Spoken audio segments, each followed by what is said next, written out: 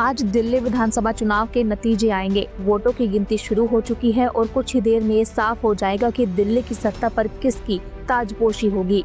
दिल्ली की 70 विधानसभा सीटों पर वोटों की गिनती चल रही है और शुरुआती रुझान बीजेपी के पक्ष में दिख रहे हैं। न्यूज लिखे जाने तक बीजेपी लगभग 43 सीटों के साथ आगे चल रही है, जबकि आम आदमी पार्टी लगभग 27 सीटों पर बढ़त बनाए हुए है।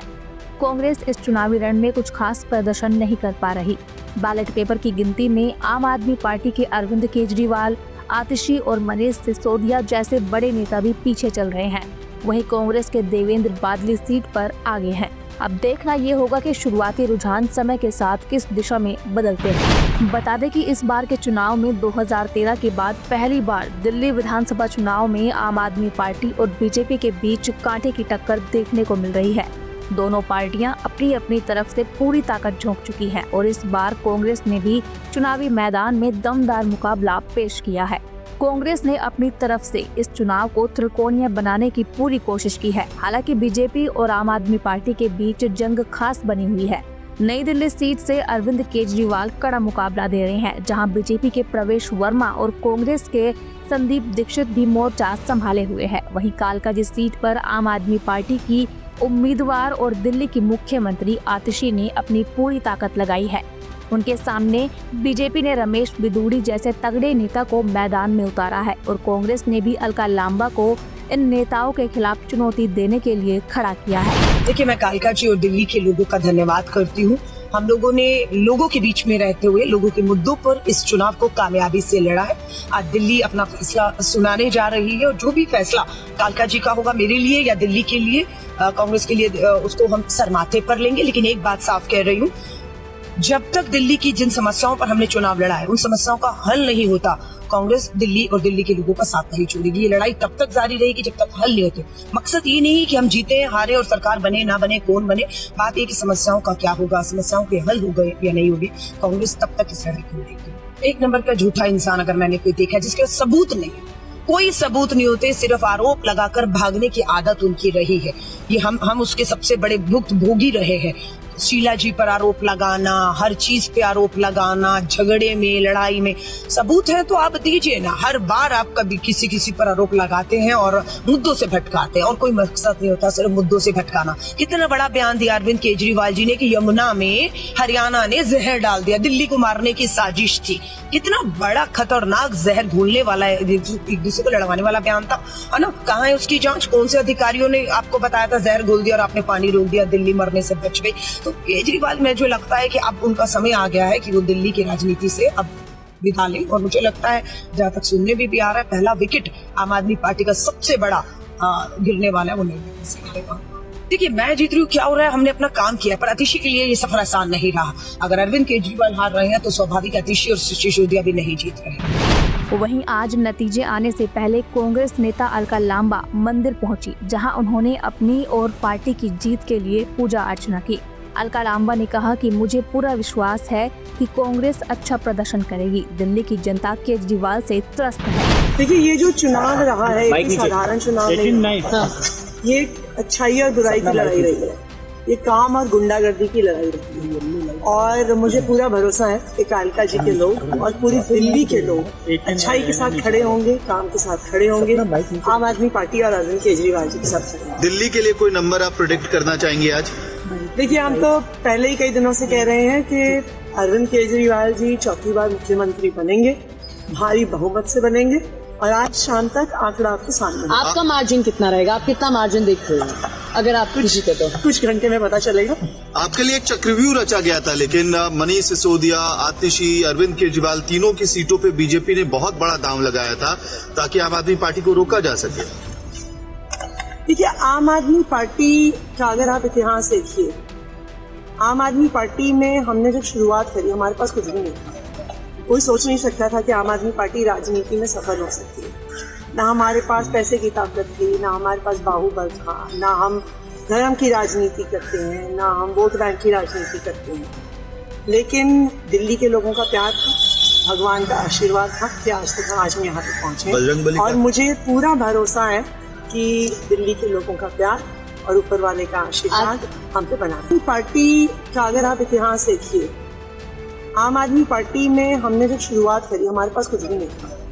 कोई सोच नहीं सकता था कि आम आदमी पार्टी राजनीति में सफल हो सकती है। ना हमारे पास पैसे की ताकत थी, ना हमारे पास बाहुबल था, ना हम धर्म की राजनीति करते हैं, ना हम वोट बैंक की राजनीति करते हैं।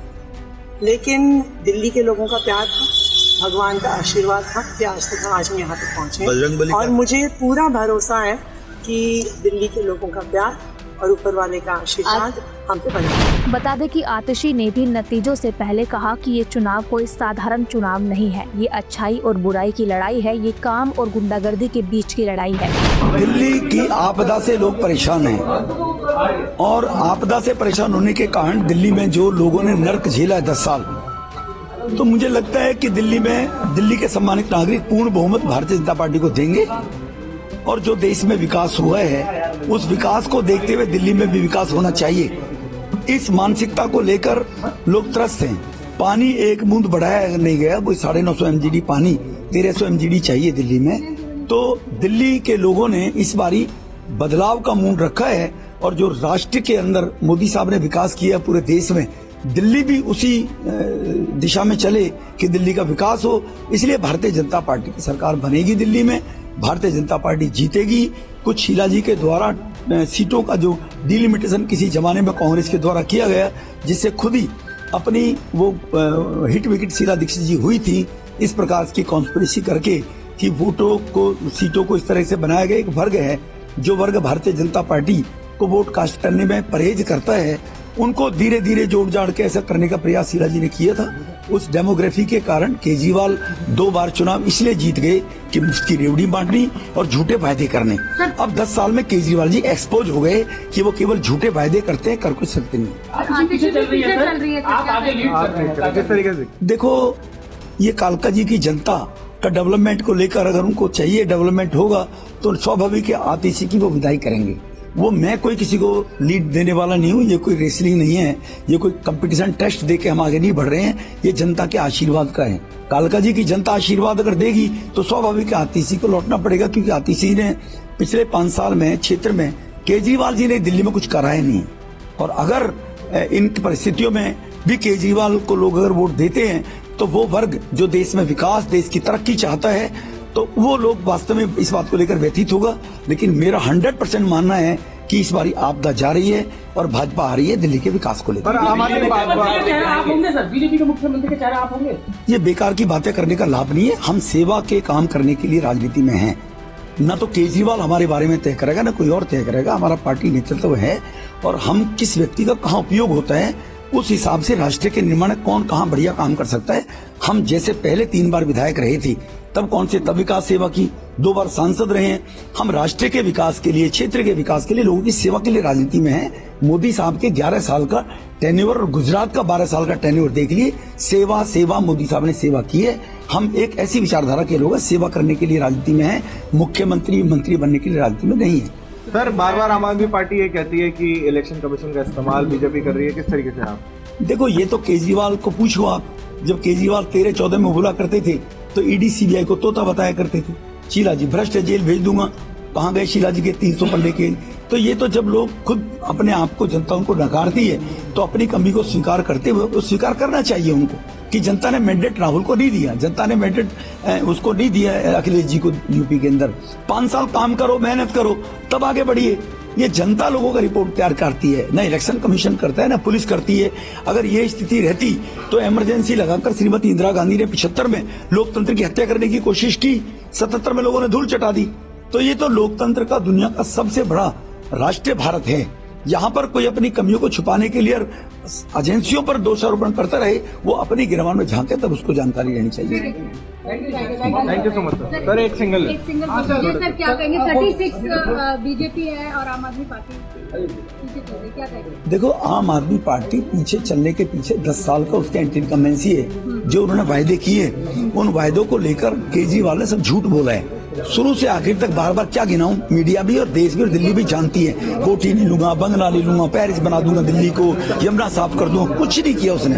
He didn't do anything। तो इसीलिए अब लोगों ने ऊब गए हैं और 10 साल की उनके एंटीइनकम्बेंसी के कारण एक्सपोज केजरीवाल जी हो गए हैं। गोवा में, उत्तराखंड में, यूपी में, हरियाणा में बहुत पहले एक्सपोज हो गए थे।